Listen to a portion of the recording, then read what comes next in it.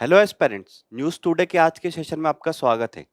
News today के आज के सेशन में हम 6 जनवरी की हमारी जो महत्वपूर्ण खबरें रही हैं, उनके बारे में विस्तार से चर्चा करेंगे। तो चलिए जान लेते हैं आज की हमारी सबसे महत्वपूर्ण खबरें कौन-कौन सी हैं। आज की हमारी 5 मेन न्यूज़ है। इसमें से पहली न्यूज़ हमारी होगी हमारी केग ने राज्य वित्त को लेकर एक रिपोर्ट जारी करी है। इसका सेकंड पार्ट है, फर्स्ट पार्ट जो है वो सितंबर 2025 में आ चुका था। दूसरा होगा ताज ट्रेपेजियम को लेकर एनजीटी जो है नेशनल ग्रीन ट्रिब्यूनल उसने केंद्र सरकार और यूपी सरकार को नोटिस जारी किया है, उसके बारे में बात करेंगे। सरकार के बैंकर के रूप में आरबीआई कैसे काम करता है, ये न्यूज़ में इसलिए क्योंकि हाल ही में आरबीआई ने दिल्ली गवर्नमेंट के साथ एक समझौता किया है, एमओयू पर साइन किया है। एक राष्ट्रीय खेल शासन अधिनियम जो लाया गया था वो पार्शियली रूप से लागू हो गया है 1 जनवरी से, तो उसके बारे में बात करेंगे कि इसमें क्या संरचनाएं बनाई गई हैं।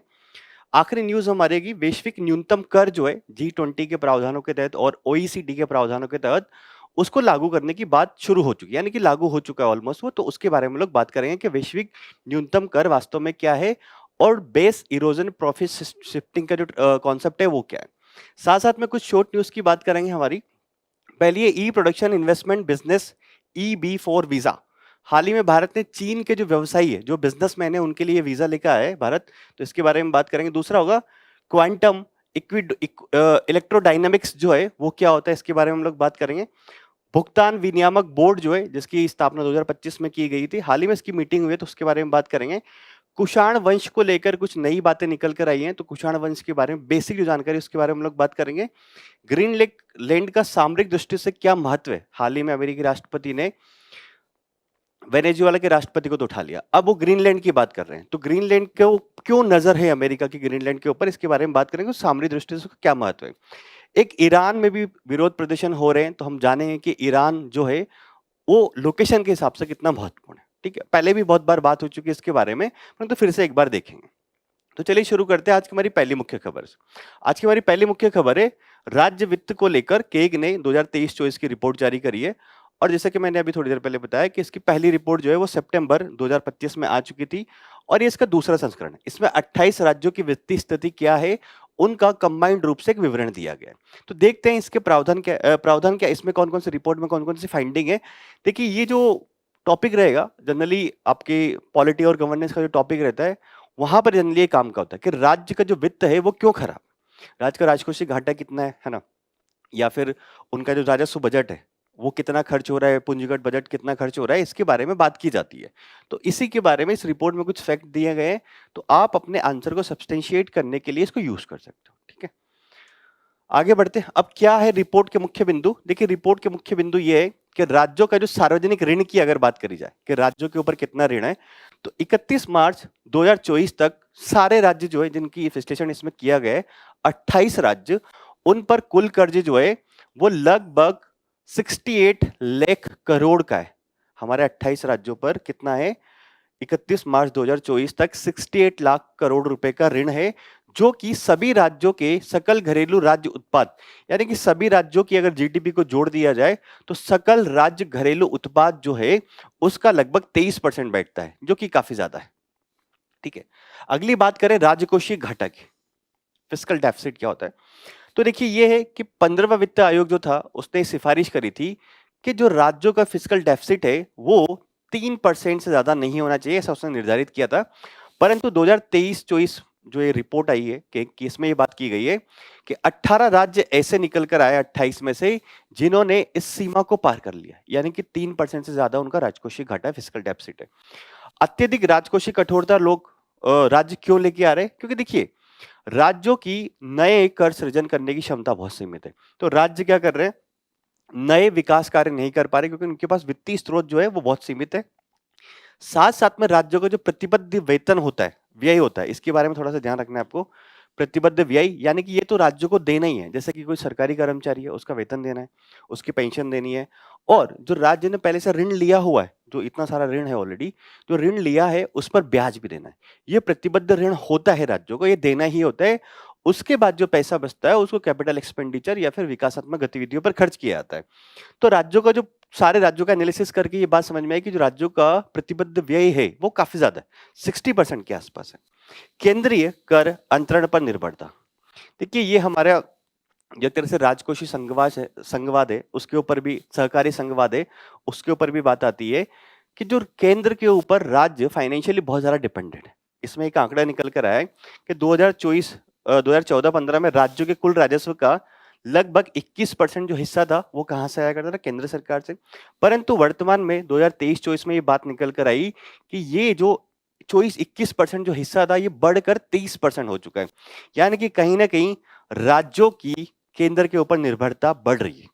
तो ये हमारे राज्य, भारत एक राज्यों का संघ है, तो उसके लिए भी सही नहीं है। राज्य इंडिपेंडेंट होने चाहिए, उनके पास भी कर का आधार जो है वो बड़ा होना चाहिए और फाइनेंशियली रूप से वो केंद्र के ऊपर बहुत डिपेंडेंट नहीं होने चाहिए। तो अब अगर राज्य केंद्र के ऊपर ज्यादा डिपेंडेंट रहेंगे तो इससे ये होगा कि अगर देश में कोई भी बड़ा आर्थिक उतार चढ़ाव आता है तो इससे क्या होगा, राज्य जो है वो और ज्यादा संवेदनशील हो सकता है। ठीक है, आगे देखते हैं रिपोर्ट में क्या है। अब रिपोर्ट में बात की गई है कि जो कैपिटल एक्सपेंडिचर होता है वो काफी कम है। जैसे राज्यों के खर्च में राजस्व व्यय जो होता है, जैसे राजस्व व्यय में क्या होता है, रख रखाव के ऊपर खर्च कर रहा है, पेंशन, मतलब जिससे कोई निर्माण कार्य नहीं हो रहा है या फिर भविष्य में कोई रिटर्न आने की उम्मीद नहीं है, तो रख रखाव और वेतन इत्यादि पर जो होता है वो काफी ज्यादा है। यानी कि राजस्व व्यय जो है वो ज्यादा है, लगभग 83% के आसपास सभी राज्यों का मिलाकर कैपिटल एक्सपेंडिचर ना होके क्या है, रेवेन्यू एक्सपेंडिचर है। तो कहीं ना कहीं इससे ये है कि राज्यों के पास जो है कैपिटल एक्सपेंडिचर के लिए बहुत कम पैसा बचता है और कैपिटल एक्सपेंडिचर अगर देश में नहीं होगा तो विनिर्माण गतिविधियां नहीं होगी, रोजगार सृजन नहीं होगा, नए विकासात्मक कार्य शुरू नहीं किए जा सकेंगे। ठीक है, तो कैपिटल एक्सपेंडिचर जो है वो लगभग 16% के आसपास ही है, काफी कम है ये, है ना, होना चाहिए। तो मतलब इससे ये समझ में आ रहा है कि राज्य जो है वो दीर्घकालीन निवेश की बजाय जो तत्कालिक उपभोग है उस पर ज्यादा ध्यान दे रहे हैं। जैसे कि पंजाब और आंध्र प्रदेश का एक एग्जाम्पल दिया गया है। पंजाब और आंध्र प्रदेश जैसे राज्य है वहां पर कर्ज का उपयोग जो है वो संपत्ति निर्माण के लिए, मतलब आपने अगर कर्ज लिया है तो आप संपत्ति निर्माण के लिए उपयोग करेंगे, तो वहां पर कर्ज का उपयोग संपत्ति निर्माण के लिए न कर कर दैनिक खर्च जो होते हैं राज्यों के प्रशासनिक मशीनरी के, उसको पूरा करने के लिए कर्ज लिया जा रहा है पंजाब और आंध्र प्रदेश जैसे राज्यों को। अगला क्या है, पारदर्शिता की कमी। राज्य जब बजट बनाते हैं तो एक शेडो बजटिंग का कॉन्सेप्ट आता है जिसमें कि आंकड़े जो है वो प्रॉपर तरीके से, पारदर्शी तरीके से नहीं दिए जाते या फिर अस्पष्ट होते हैं। तो इसकी वजह से क्या होता है, राज्य के बजट में बहुत पता नहीं लगता कि उनके इनकम कितनी है, एक्सपेंडिचर वो किन किन मदों पर खर्च कर रहे हैं। उदाहरण के लिए त्रुटिपूर्ण वर्गीकरण यहाँ पे दिया हुआ, ठीक है, मतलब वास्तविक स्थिति क्या है राज्य के फाइनेंस की, इसके बारे में जानकारी नहीं मिल पाती क्योंकि पारदर्शिता नहीं होती। तो केक की रिपोर्ट है जिसके बारे में सार्वजनिक व्यय, कैपिटल एक्सपेंडिचर, साथ साथ में राजकोषीय घाटा कितना है, इनके बारे में कुछ फैक्ट दिए हुए हैं, इनको थोड़ा सा ध्यान रखिएगा।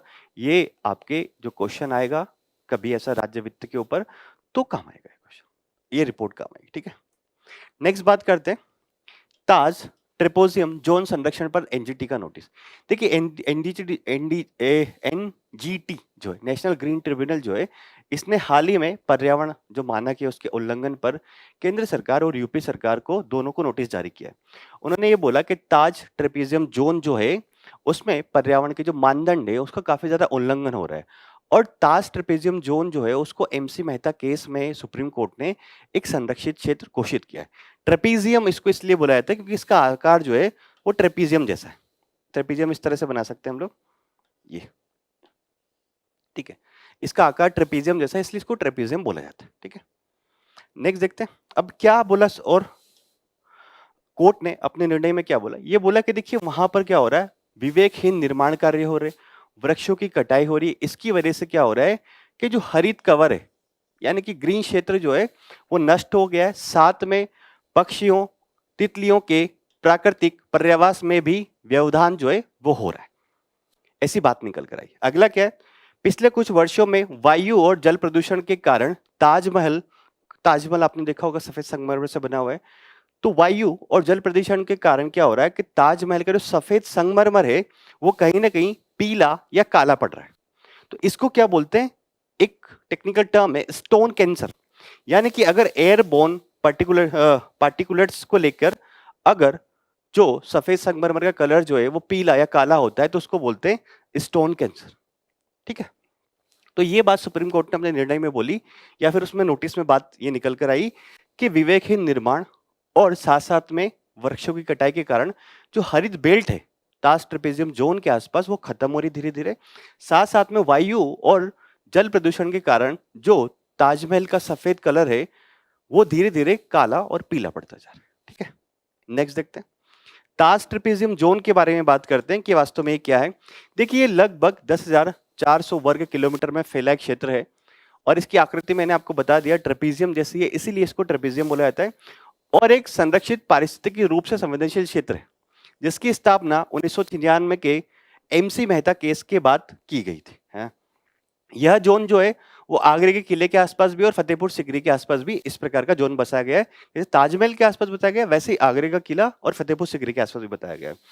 अब ताज ट्रेपेजियम जोन प्राधिकरण का भी गठन किया गया है। देखिए जो प्राधिकरण का गठन किया गया था ये 1996 के एमसी मेहता केस के बाद ही किया गया था कि ताज ट्रेपेजियम जोन जो है उसकी देखरेख करने के लिए वहां पे कोई उद्योग है उनको मंजूरी देने के लिए, निर्माण कार्य, उत्सर्जन कार्य इत्यादि को विनियमित और रेगुलेट करने के लिए ताज ट्रेपेजियम जोन प्राधिकरण बनाया गया था। ठीक है, एमसी मेहता केस के बाद। और इसको जो बनाया था वो पर्यावरण संरक्षण अधिनियम 1986 से उसके तहत इसको बनाया गया।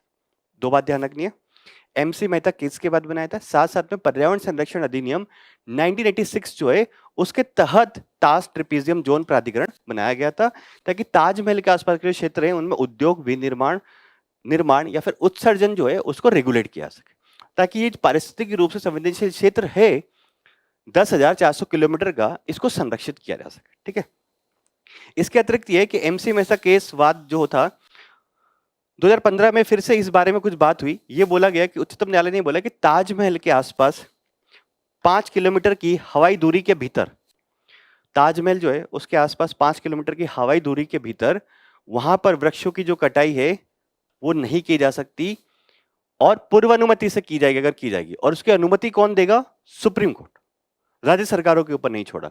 तो तीन बातें यहां से निकल के आती है कि ताज ट्रेपेजियम जोन 10,400 वर्ग किलोमीटर का एक क्षेत्र है जो कि पारिस्थितिक रूप से संवेदनशील है, उसके संरक्षण के लिए, उसके देखरेख के लिए ताज ट्रेपेजियम जोन प्राधिकरण बनाया गया था जो कि एमसी मेहता केस 1996 के बाद बनाया गया था। और एनवायरमेंट कंजर्वेशन एक्ट 1986 जो है भारत का, उसके तहत बनाया गया था। साथ साथ में 2015 में उसी वाद में सुप्रीम कोर्ट ने फिर से एक बात बोली कि जो ताजमहल है उसके आसपास का वायु क्षेत्र का जो 5 किलोमीटर का जो एरिया है उसमें वृक्षों की कटाई नहीं की जा सकती। अगर कटाई कर रहे तो आपको सुप्रीम कोर्ट से मंजूरी लेनी पड़ेगी। ठीक है, अब एनजीटी के बारे में थोड़ा सा पढ़ लेते हैं। एज ए संगठन इसके बारे में सवाल भी आया है।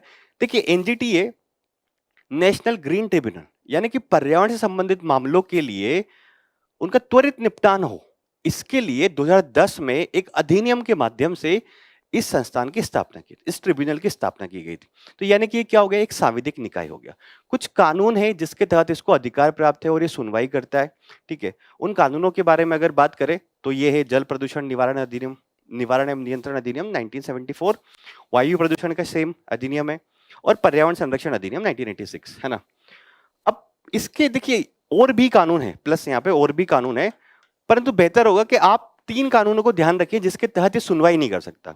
तो अगर प्रीलिम्स में ऐसा क्वेश्चन आता है कि किस कानून के तहत इसकी सुनवाई हो सकती नहीं हो सकती, तो 3 कानूनों के तहत नहीं हो सकती। कौन कौन सा?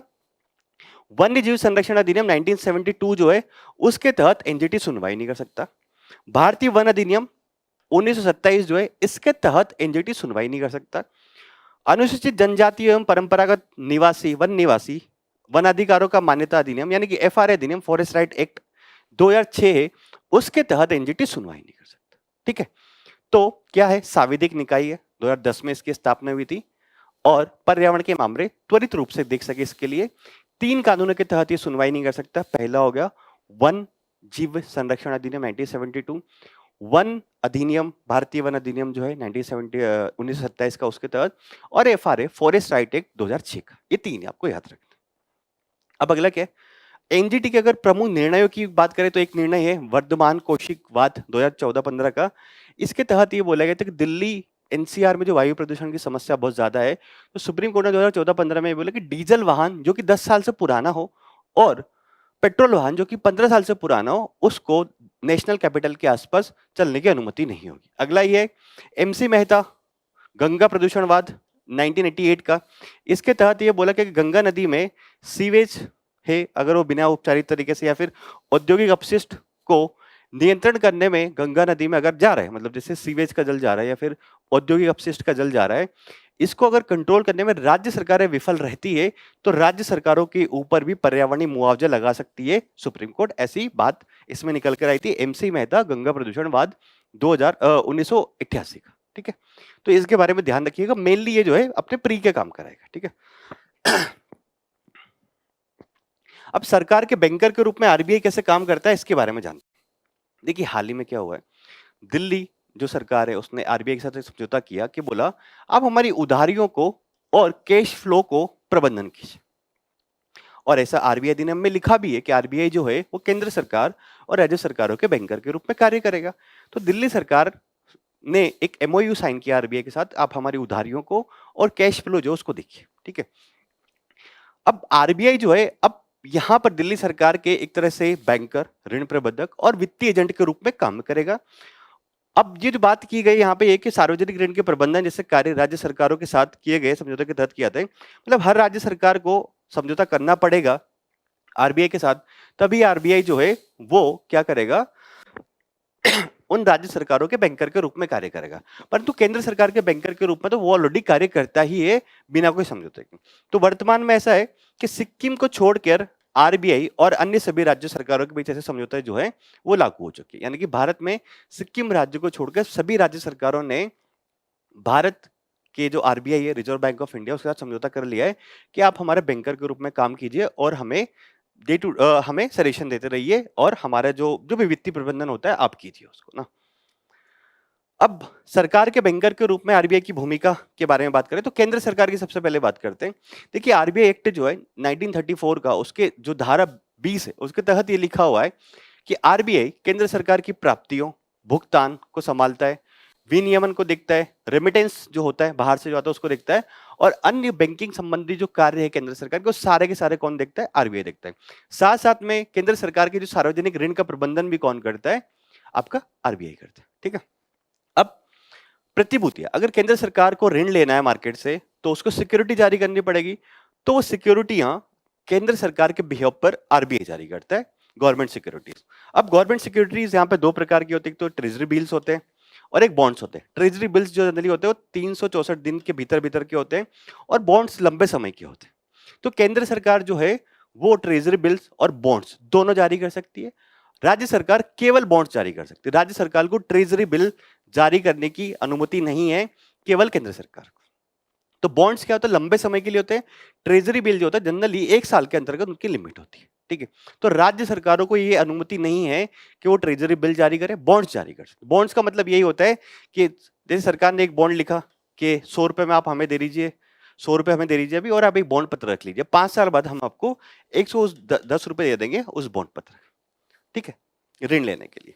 अब खाता प्रबंधक, आरबीआई का जो एक विभाग है, अनुभाग है, केंद्रीय लेखा अनुदान, जो कि नागपुर में मतलब खाता प्रबंधक को केंद्र के साथ साथ राज्यों के खाता प्रबंधक जो होता है, केंद्र सरकार का भी एक खाता होगा, राज्य सरकारों का भी खाता होगा, उसके प्रबंधक के रूप में भी आरबीआई काम करता है।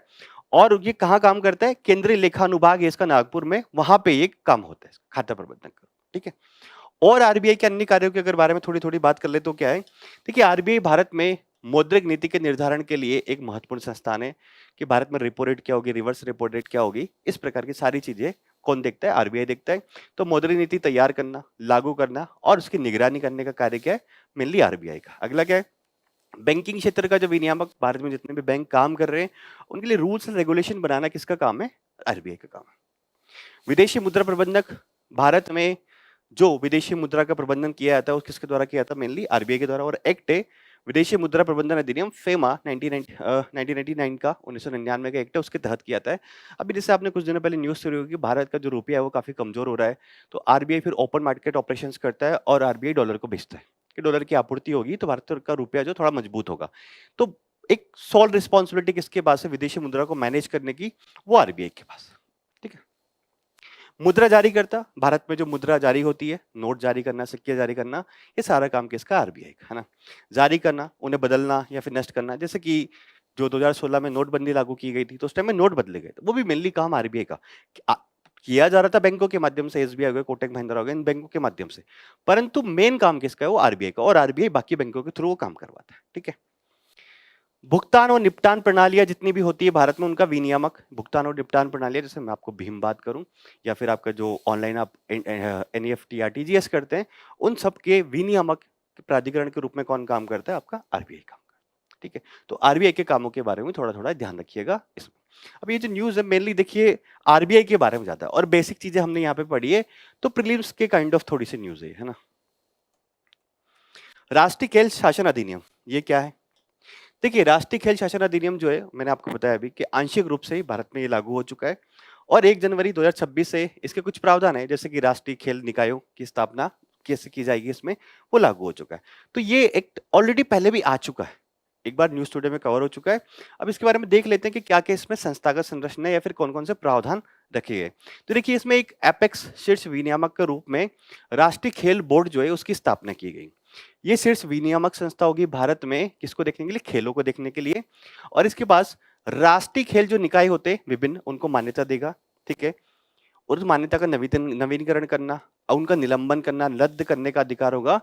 और इसके अन्य कार्य क्या होंगे? जैसे कि राष्ट्रीय खेल निकाय जितने भी होंगे भारत के, उनका रजिस्टर बनाए रखना और अंतर्राष्ट्रीय और राष्ट्रीय खेल निकायों के साथ सहयोग करना।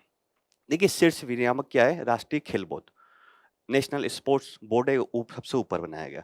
जितने भी काम होंगे जो राष्ट्रीय खेल निकाय और बाकी होंगे, ओलंपिक, पैरा ओलंपिक, है ना, एशियाई खेल, कॉमनवेल्थ वाले, उन सबके साथ कोऑर्डिनेट कौन करेगा? नेशनल खेल बोर्ड, है ना। और उनकी मान्यता देना, उनको रद्द करना, सब चीज काम कौन करेगा? वो। उनका रजिस्टर बनाए रखना, इनके साथ कोऑर्डिनेट करना और अंतर्राष्ट्रीय संस्थानों के साथ कोऑर्डिनेट करना, सब कुछ कौन करेगा? राष्ट्रीय खेल बोर्ड करेगा। मान्यता प्राप्त खेल संगठनों के लिए राष्ट्रीय खेल शासी निकायों की स्थापना। कुछ राष्ट्रीय खेल शासी निकायों की स्थापना की गई है, जैसे कि राष्ट्रीय ओलंपिक समिति, भारत में ओलंपिक का प्रतिनिधित्व करने के लिए इसको बनाया गया है। राष्ट्रीय पैरा ओलंपिक समिति, पैरा ओलंपिक में भारत का प्रतिनिधित्व करने के लिए या फिर उसके शासन को देखने के लिए एकमात्र शासी निकाय है। अन्य निकाय जैसे राष्ट्रीय खेल संघ बनाया गया, क्षेत्रीय स्तर पर खेल के लिए क्षेत्रीय खेल संघ बनाया गया।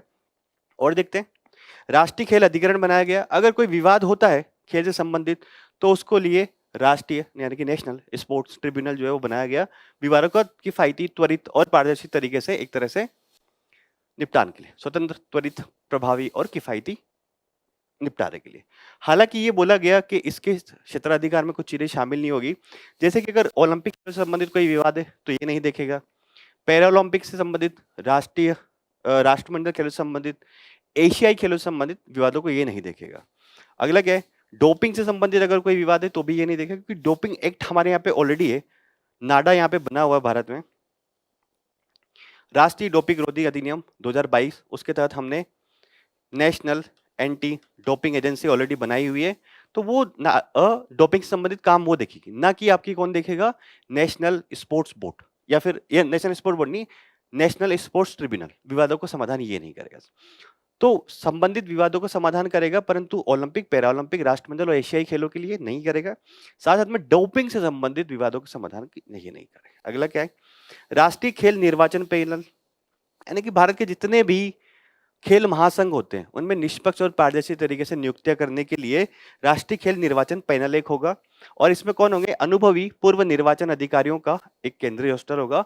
वो क्या करेंगे कि महासंघों में निष्पक्ष और पारदर्शी चुनाव कराएंगे। जनरली ये भी निकल के आता है कि जो महासंघ होते हैं भारत के खेल महासंघ, उनमें राजनीतिक नियुक्तियां होती है और पारदर्शी नहीं होती उनकी संरचना, है ना, कि चुनाव कैसे होते कैसे नहीं है। तो ये बात की जा रही है कि यहाँ पर पारदर्शी उनके चुनाव कराने के लिए एक पैनल हम लोग बनाएंगे ऑलरेडी, ठीक है। और इसका लक्ष्य देखिए यही है कि भारत जो है वो इंटरनेशनल और नेशनल खेलों में और बेहतर परफॉर्म कर पाए। और बहुत सी बार शिकायतें रहती है खिलाड़ियों की कि हमारे साथ उचित व्यवहार नहीं किया जाता है, प्रक्रिया बहुत पारदर्शी नहीं होती, दुर्व्यवहार के आरोप लगते हैं। तो इस अधिनियम के माध्यम से उन सब चीजों का समाधान करने के प्रयास किया गया है। अब ये अधिनियम लागू हो रहा है, देखते हैं आने वाले 1-2 सालों में कि अधिनियम कितना बेहतर तरीके से इम्प्लीमेंट हो पाता है। नैतिक और सुरक्षित खेल ढांचा बनाने की बात की गई है। बोला कि एक आचार संहिता हम लोग बनाएंगे, साथ साथ में सुरक्षित खेल नीति जो है उसको बढ़ावा देने की बात की गई है। इसमें खिलाड़ियों, विशेष रूप से ये बात की गई कि जैसे महिलाएं होगी, नाबालिगों का उत्पीड़न, दुर्व्यवहार और भेदभाव, उनसे बचाया जाएगा, ठीक है, कि ऐसा नहीं हो। महिला खिलाड़ी बहुत सी बार ऐसे आरोप लगाती कोच के ऊपर या फिर खेल महासंघ के पदाधिकारियों के ऊपर कि उनके साथ दुर्व्यवहार किया जाता है, ठीक है। जवाबदेही और पारदर्शिता की भी इसमें बात की गई है।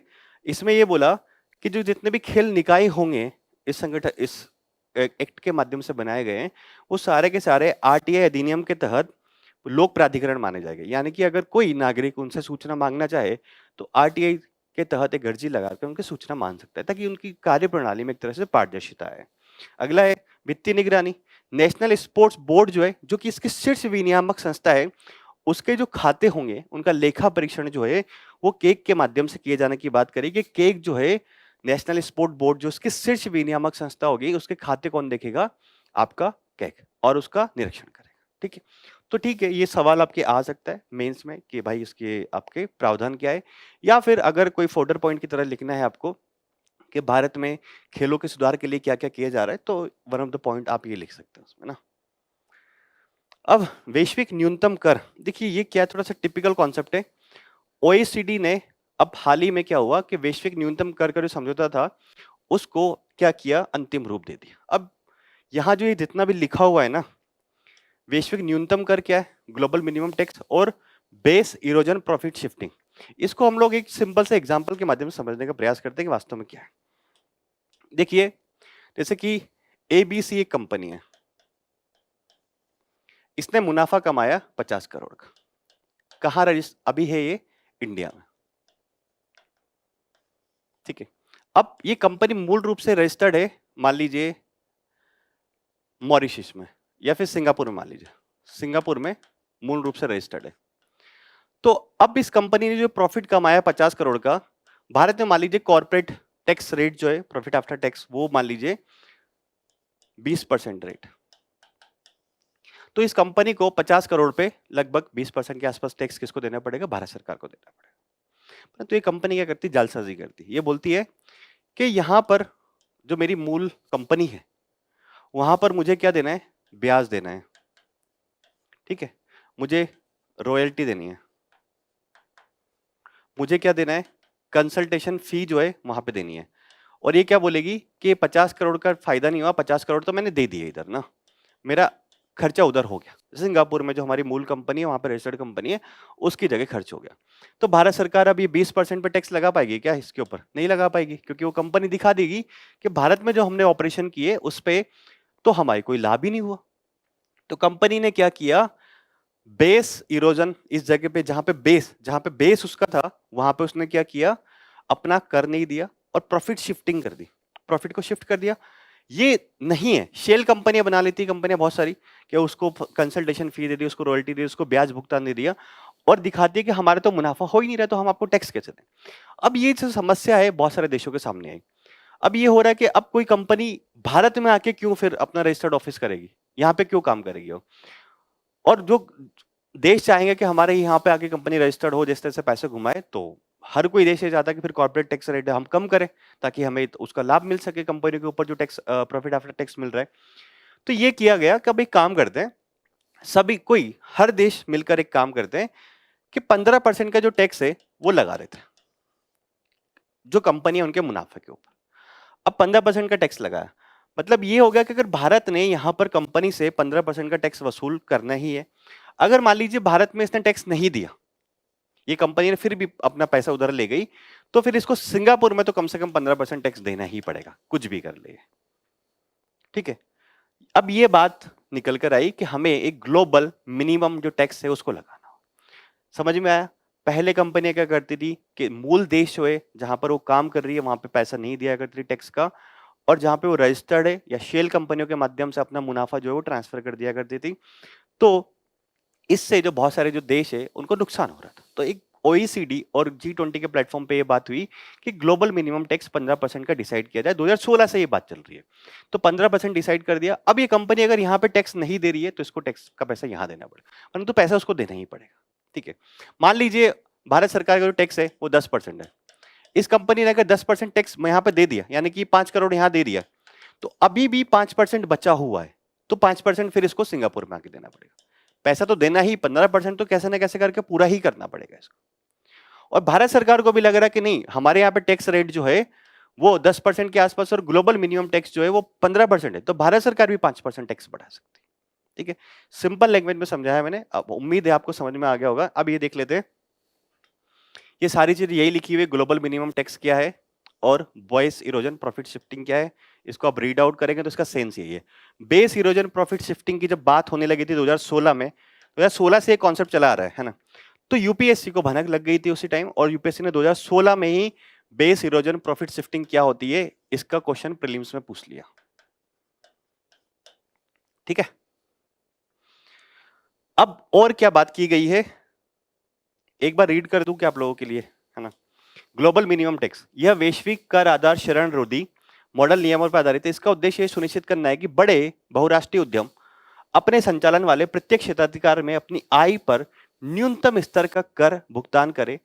इससे लाभ को दूसरे देश में हस्तांतरित करना हतोत्साहित होकर दूसरे देश में हस्तांतरित नहीं होगा, और कर प्रतिस्पर्धा एक सीमा तक तय होगी। इससे कॉर्पोरेट कर दरों को कम करने में इस पर तक समाप्त हो रही, मतलब हर देश चाहता है कि कॉर्पोरेट कम दरें कम रहे ताकि वो प्रॉफिट जो है शिफ्ट ना हो।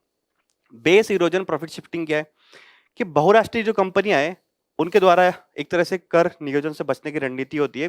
कंपनियां कर का भुगतान से बचने के लिए कर नियमों में खामियां और अलग अलग देशों के नियमों में अंतर का लाभ उठाती है। इसके तहत उद्यम अपने लाभ को उच्चतर कराधान वाले देशों से निम्नतर कराधान वाले देशों में स्थानांतरित कर देते हैं, जैसे कि ब्याज, रॉयल्टी और कटौती योग्य भुगतानों के माध्यम से। इस प्रकार कर भुगतान से बच जाते हैं। एक छोटी सी बात हो रही थी, अब सिंगापुर में इस कंपनी ने क्यों यहां पर अपना रजिस्टर्ड ऑफिस बना रखा है, क्योंकि सिंगापुर में क्या है 0 से 5% तक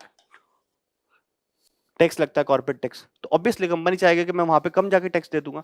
तो इससे यही है कि कम कराधान वाले देशों में प्रॉफिट शिफ्टिंग कर देते कि मुझे 15% 20% नहीं देना पड़ेगा। टैक्स हेवन जो देश रहते हैं जिनमें टैक्स की रेट बहुत कम होती है, वहां पे जाके हम लोग दे देंगे।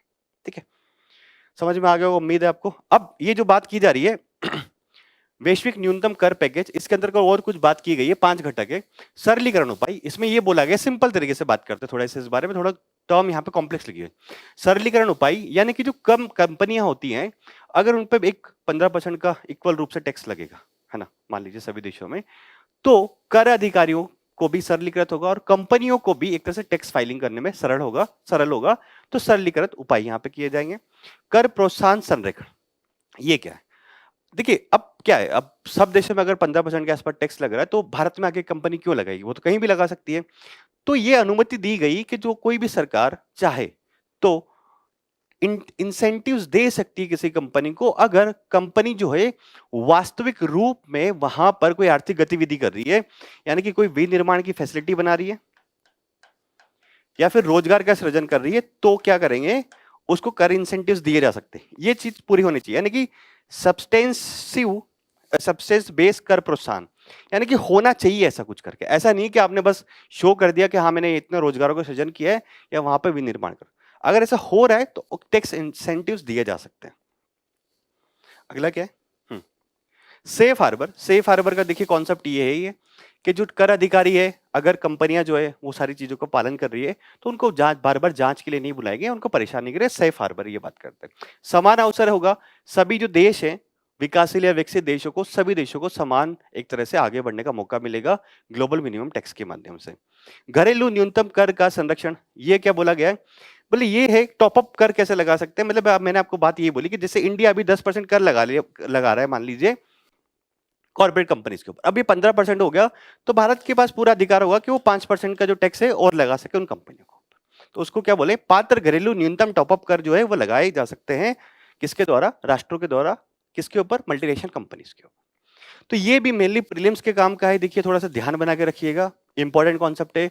यूपीएससी जब इसके ऊपर डिस्कशन शुरू हुआ था 2016 में, तो ऑलरेडी क्वेश्चन पूछ चुका है, हो सकता है अभी समझौता लागू होने जा रहा है या समझौता हो गया फाइनल रूप से, तो सवाल आ सकता है वापस 2026, है ना। अब क्या है ये, तो देखिए इसकी स्थापना जो है 2026 में की गई थी, आर्थिक सहयोग और ओईसीडी के द्वारा और G20 के द्वारा बहुराष्ट्रीय उद्यमों द्वारा बेस इरोजन प्रॉफिट शिफ्टिंग का जो कॉन्सेप्ट है उसकी समस्या से निपटने के लिए की गई थी। 147 देश इसके मेंबर है और भारत भी इसका सदस्य है। 2 इसके पिलर्स है, पहला है पिलर 1, कराधान अधिकारों को उन बाजार क्षेत्र अधिकारों को पुनः आवंटित करता जहां एमएनसी लाभ अर्जित करती है। पिलर 2 है कर प्रतिस्पर्धा को रोकने के लिए 15% वैश्विक, तो अभी पिलर 2 के ऊपर इस पर मेनली बात हुई। ठीक है, कॉन्सेप्ट अच्छा है, इजी था, इजी लैंग्वेज में मैंने बता दिया, याद रखिएगा, काम का, बहुत काम का है ना, सवाल संभावना है इससे आने की। अब अन्य सुर्खियों की बात कर लेते हैं। तो देखिए क्या है, E production investment business EB4 visa, क्या है ये, देखिए भारत ने चीन के जो व्यवसायी है उनको ये वीजा जारी किया, बोला कि आपको अगर बिजनेस करना है इंडिया में आके और कुछ चीजें अगर हैंडल करनी है, जैसे कि उपकरण मशीनों की स्थापना के लिए, शुरुआत करने के लिए, गुणवत्ता जांच के लिए आना है, आवश्यक रखरखाव के लिए आना है, विक्रेताओं को या वेंडरों को सूचीबद्ध करने के लिए, आपूर्ति श्रृंखला सप्लाई चेन को देखने के लिए आना है, तो आपको हम एक बिजनेस वीजा दे देंगे कितने दिन के अंदर, 45 से 50 दिनों में। और उस बिजनेस वीजा की मैक्सिमम अवधि कितने दिन की होगी, 6 महीने की। ये सिंपल सी बात इसमें की चीन के लिए मेनली है, तो आपको थोड़ा सा ये ध्यान रखना है। ठीक है, आगे बढ़ते हैं। क्वांटम इलेक्ट्रोडायनामिक्स है ना, क्या है? National institute for fusion science के शोधकर्ताओं ने प्रथम सिद्धांत यानी कि फर्स्ट प्रिंसिपल सूत्रीकरण प्रस्तुत किया। यह सिद्धांत समझाता है कि क्वांटम इलेक्ट्रोडायनामिक्स के पारंपरिक विद्युत चुंबकीय क्षेत्र प्रत्यक्ष रूप से कैसे रूप से संबंधित। अब आपको सिंपल ध्यान रखना कि क्वांटम इलेक्ट्रोडायनामिक्स क्या है। सबसे पहले तो क्वांटम अगर आ रहा है तो क्वांटम भौतिकी के सिद्धांतों पर कार्य करेगा। तो क्वांटम इलेक्ट्रोडायनामिक्स विद्युत आवेशित कणों का एक सापेक्षिक क्वांटम सिद्धांत है। ये तो सिद्धांत है। इसमें कणकीय पदार्थ यानी कि पार्टिकल्स को फोटोन के आदान प्रदान के माध्यम से परस्पर अभिक्रिया करते हैं। इसमें क्या होता है, जो पार्टिकल्स होते हैं वो फोटोन एनर्जी के जो कण होते हैं उनके माध्यम से आदान प्रदान करते हैं और परस्पर अभिक्रिया करते हैं। क्वांटम स्तर पर विद्युत चुंबकीय बल की व्याख्या की जाती है। मतलब क्वांटम स्तर पर अगर इलेक्ट्रोमैग्नेटिक फोर्स है तो उसकी व्याख्या किसके द्वारा की जाती है, क्वांटम इलेक्ट्रोडायनामिक्स। क्वांटम स्तर पर इलेक्ट्रोमैग्नेटिक फोर्स है या नहीं है, उसको कैसे जांचा जाएगा, क्वांटम इलेक्ट्रोडायनामिक्स के द्वारा। 1965 में कुछ वैज्ञानिकों को इसको लेकर भौतिकी का नोबेल पुरस्कार मिल चुका है, जैसे कि शिन इतिरो, टोमोनागा, जूलियन शिंगर और रिचर्ड पी फाइनमैन को क्वांटम इलेक्ट्रोडायनामिक्स और उनके मौलिक योगदान के लिए 1965 का भौतिकी का क्या मिल चुका है, नोबेल प्राइज मिल चुका है। अनुप्रयोग क्या है, कणिकीय भौतिकी, क्वांटम ऑप्टिक्स, अर्धचालक इत्यादि, फिर लेजर प्रौद्योगिकी में इसका उपयोग किया था, किसका, क्वांटम इलेक्ट्रोडायनामिक्स। ये सबसे इंपॉर्टेंट है, ये थोड़ा सा ध्यान रखिएगा आप ना। आगे बढ़ते हैं। भुगतान विनियामक बोर्ड, ये क्या है? देखिए, इसकी पहली बैठक जो है हाल ही में आरबीआई जो अध्यक्ष है उसके अध्यक्षता में आयोजित की गई है।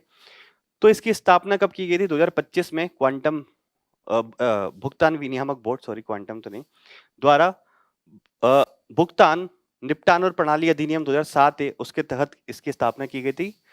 भुगतान विनियामक बोर्ड, भुगतान का पूरा रेगुलेशन देखने के लिए ना। अरे इसका मैंडेट क्या है, इलेक्ट्रॉनिक, गैर इलेक्ट्रॉनिक, घरेलू और सीमा पार, क्रॉस बॉर्डर सभी प्रकार की भुगतान प्रणालियों का विनियमन और पर्यवेक्षण करने के लिए इस बोर्ड की स्थापना की गई थी। इस बोर्ड ने भुगतान और निपटान प्रणालियों के विनियमन पर्यवेक्षण बोर्ड, एक पहले बोर्ड था ऑलरेडी भुगतान और निपटान प्रणालियों और उसके पर्यवेक्षण के लिए एक बोर्ड था, उसको रिप्लेस किया किसने, भुगतान विनियामक बोर्ड ने। ठीक है, इसकी अध्यक्षता कौन करते हैं, आरबीआई के गवर्नर करते हैं, और आरबीआई के 2 प्रतिनिधि और केंद्र सरकार के 3 प्रतिनिधि। आरबीआई की साइड से 3 हो गए, एक तो आरबीआई गवर्नर हो गया और केंद्र सरकार की साइड से भी 3 प्रतिनिधि इसमें होते हैं, किसमें, भुगतान विनियामक बोर्ड में। क्योंकि ये भुगतान का जो काम है केंद्र सरकार और आरबीआई दोनों मिलकर दिखते हैं, है ना। कुषाण वंश, क्या है कुषाण वंश के बारे में? देखिए, जो आर्कियोलॉजिस्ट है उन्होंने बोला कि तक्षशिला जो है पाकिस्तान के पास, एक यूनेस्को विरासत स्थल से कुषाण काल के दुर्लभ सिक्के और सजावटी जवाहरात जो खोजे गए। अब ये पुरानी साइटें जो होती है जहाँ पे आर्कियोलॉजिकल सर्वे चलते रहते हैं और वहाँ पे कुछ ना कुछ खोजा जाता रहता है। तो अब कुषाण वंश के बारे में बात हुई। अब इन खोजों में एक लाजवंत मणि जो है, लेपिस लाजुली जिसको बोला जाता है, बहुमूल्य जवाहरात है, वो भी शामिल था। अब कुषाण वंश के बारे में हम लोग बात करेंगे, क्या है कुषाण वंश, तो देखते हैं। ये पहली शताब्दी ईसा पूर्व से 3री शताब्दी ईसा पूर्व तक कुषाण वंश ने शासन किया था भारत में। और कुषाण जो है वो मध्य एशिया की एक जनजाति थी, यूची, वहां से उनका उद्भव माना जाता है। और इन्होंने कहीं दुनिया में एक विशाल साम्राज्य की स्थापना करी। भारत में कनिष्क प्रथम जो था वो इसका सबसे महान शासक था और इसने बौद्ध धर्म के संरक्षण का काम किया। चौथी बौद्ध संगति जो है वो भी इसकी अध्यक्षता में आयोजित की गई थी। और रेशम मार्ग जो उस टाइम पे था, सिल्क रूट, उसको भी ये कंट्रोल था उस टाइम पे कुषाण साम्राज्य, है ना, कुषाण वंश। प्रशासन की बात करें तो कुषाण जो वंश है वो क्षत्रपी प्रणाली जो है प्रांतों में विभाजित किया गया था, जिसका शासन क्षत्रपों द्वारा किया जाता था। इससे विकेंद्रीकृत शासन व्यवस्था का संकेत मिलता है। मतलब एक तरह से प्रांतों में विभाजित था, तो कहीं ना कहीं ये था कि एक विकेंद्रीकृत शासन व्यवस्था थी वहां पे, है ना। साम्राज्य के विस्तार की अगर बात करी जाए तो ये साम्राज्य जो था भारत में उत्तर पश्चिम में गांधार, कश्मीर, मथुरा का क्षेत्र हो गया, गंगा जमुना दोआब हो गया, के माध्यम से पूर्वी उत्तर प्रदेश और बिहार के कुछ क्षेत्रों में था। यानी कि मेनली अगर देखा जाए तो गांधार, कश्मीर, मथुरा क्षेत्र, गंगा यमुना दोआब और भारत के पूर्वी उत्तर प्रदेश और बिहार के क्षेत्र। ठीक है। अर्थव्यवस्था की अगर बात करी जाए इसकी तो क्या था, देखिए बड़ी संख्या में यहाँ पर कुषाण शासकों के द्वारा स्वर्ण सिक्के जो है वो जारी किए गए, है ना। और ये मुद्रा आधारित अर्थव्यवस्था और सुदृढ़ व्यापार संबंधी को मजबूत संकेत देता है। मतलब ये कि अगर स्वर्ण सिक्के जारी किए जा रहे कुषाण शासकों के द्वारा बड़ी संख्या में, तो क्या दिख रहा है कि अर्थव्यवस्था उनकी एक अच्छी होगी उसमें, है ना। तो सुदृढ़ व्यापार और अर्थव्यवस्था क्यों अच्छी होगी, क्योंकि व्यापारिक संबंध भी अच्छे होंगे। व्यापार के माध्यम से अर्थव्यवस्था बेहतर हो रही है और बेहतर अर्थव्यवस्था है तो शासकों के पास क्या राजस्व के रूप में अधिक पैसा आ रहा है और स्वर्ण सिक्के जारी किए जा रहे हैं। ठीक है। अब ग्रीनलैंड का सामरिक महत्व की बात कर लेते हैं। देखिए अमेरिकी राष्ट्रपति बहुत बार इच्छा जता चुके हैं कि ग्रीनलैंड पे भी हमारा कब्जा हो, तो वही ग्रीनलैंड के बारे में बात करते हैं कि क्यों इसका अमेरिकी राष्ट्रपति इसमें इंटरेस्टेड है। और एक तरीके ग्रीनलैंड है वो डेनमार्क का एक स्वायत्त क्षेत्र है। तो डेनमार्क के जो पीएम है उन्होंने अमेरिकी राष्ट्रपति के दावों को पूरी तरह से खारिज कर दिया। सैन्य और सुरक्षा और संरचना के दृष्टिकोण से इसका महत्व देखते हैं। ग्रीनलैंड अपनी भौगोलिक अवस्थिति के कारण उत्तरी अमेरिका और नाटो की सुरक्षा व्यवस्था के लिए एक महत्वपूर्ण है। संयुक्त राज्य अमेरिका की बैलिस्टिक मिसाइल प्रारंभिक चेतावनी प्रणाली की स्थापना के लिए अत्यंत महत्वपूर्ण है। मतलब अगर वहां पर बैलिस्टिक मिसाइल चेतावनी प्रणाली अगर स्थापित करेंगे तो अमेरिका को लाभ होगा। इसके लिए ग्रीनलैंड ऊंचा रहा है। ध्रुवीय कक्षा पोलर ऑर्बिटिंग वाले उपग्रहों की निगरानी के लिए स्थलीय स्टेशनों के लिए अगर यहाँ पर ग्रीनलैंड में ऐसे स्टेशन स्थापित किए जाए तो किस किस देश के उपग्रह जो है वो पोलर ऑर्बिट में है ये देख सकते हैं ना। ध्रुवीय कक्षा वाले उपग्रहों का उपयोग मेनली रूप से खुफिया और नेविगेशन आदि कार्यों के लिए किया जाता है। तो अमेरिका को पता रहेगा कि ध्रुवीय क्षेत्र में किस किस देश के कौन कौन से उपग्रह घूम रहे हैं। ठीक है।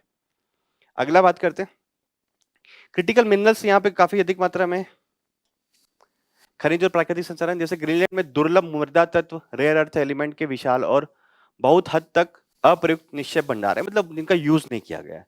तो अमेरिका की क्रिटिकल मिनरल्स पे भी नजर है, क्योंकि क्रिटिकल मिनरल्स आधुनिक उद्योग जो है इलेक्ट्रॉनिक्स, स्वच्छ ऊर्जा, उनके लिए बहुत काम आते हैं। नया आर्कटिक नौवहन मार्ग, जैसे देखिए क्या हो गया, ध्रुवीय क्षेत्र में बर्फ पिघल रही है तो एक नया आर्कटिक के क्षेत्र के आसपास एक नया नौवहन मार्ग खुल रहा है। तो अमेरिका की उस पर भी नजर है कि अगर वो वहां रहेगा तो उस मार्ग को कंट्रोल कर सकेगा। ठीक है।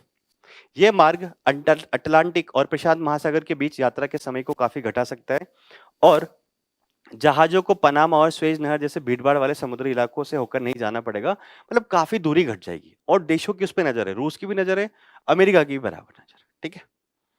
तो इसलिए क्या है, ग्रीनलैंड का सामरिक महत्व है और अमेरिका इस पे नजर बनाया हुआ है। आप भी नजर बना के रखिएगा, सवाल आ सकता है यूपीएससी में ना। अगला रखते हैं सुर्खियों में रहे स्थल ईरान, जिसकी राजधानी है तेहरान। ईरान के बारे में, सॉरी ये ग्रीनलैंड का फोटो यहाँ पे लग गया है ना, रियली सॉरी। ओके चलो ग्रीनलैंड देख लेते हैं। ये ग्रीनलैंड ये रहा आपका ना, और ये यूनाइटेड स्टेट्स है, इस पे ये कब्जा चाह रहा है कौन, आपका अमेरिका। अब जो है तेहरान के बारे में बात कर लेते हैं। तेहरान जो है,